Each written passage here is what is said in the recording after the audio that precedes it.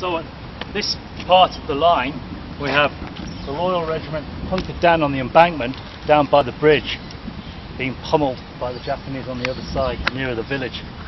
On this flank you have the 1st and 5th Foresters, guys from Nottinghamshire and Derbyshire, the 18th Division. They've been pushed up into line. They've spent the previous night down at the racecourse village watching the stream of refugees heading back into the town, and then in the morning they're told to support the attack, the Tom Force attack, up towards the Bukit Timah village. They set out around about midday and they're making their way up through the plantations, and they come to the Chinese cemetery that used to be on the top of the bank just up here, and they then, as they enter in the cemetery, they're spotted by the Japanese, and the threat of the Tom Force attack is such an important thing for Yamashita that he actually diverts the bombing mission that's meant to be flying over into Singapore City. He diverts it and asks them to drop the bombs here on the advancing troops. So suddenly the cemetery becomes the target for 29 Japanese nail bombers, and they plaster the cemetery and the poor old Foresters as they're coming across and into the attack.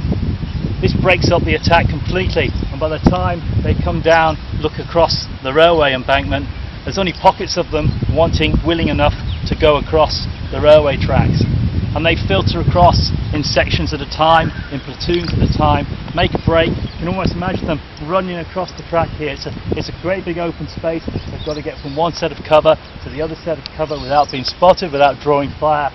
And they've already taken a plastering with the bombing already. So they dash across the line, dash across into the woodlands on the far side, and remarkably enough they get onto the next ridge and they can see Bukit Timah village, and there's 1 or 2 officers, there's groups of 10, 12 men hunkering down on there, and they can start laying fire onto the Bukit Timah village, which really surprises the Japanese. They don't imagine that the attack could get that far and that close to the village itself. But you remember, there's 2 divisions of Japanese troops milling around Bukit Timah village at this point.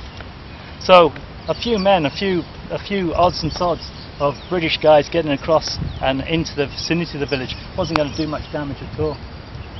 But one by one these boys were winkled out, they were attacked, they were mortared, their positions were found, discovered, and those who weren't captured were driven back.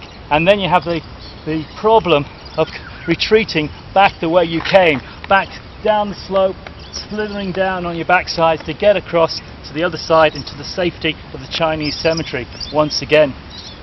It's known that one bunch of Foresters managed to get across to the far side where they found a tap, and they were all filling up their water bottles from the tap, from the system, and they were spotted by a mortar section, a Japanese mortar section and a machine gun section, who opened up and managed to wipe most of them out just for the sake of taking some water out of a tap.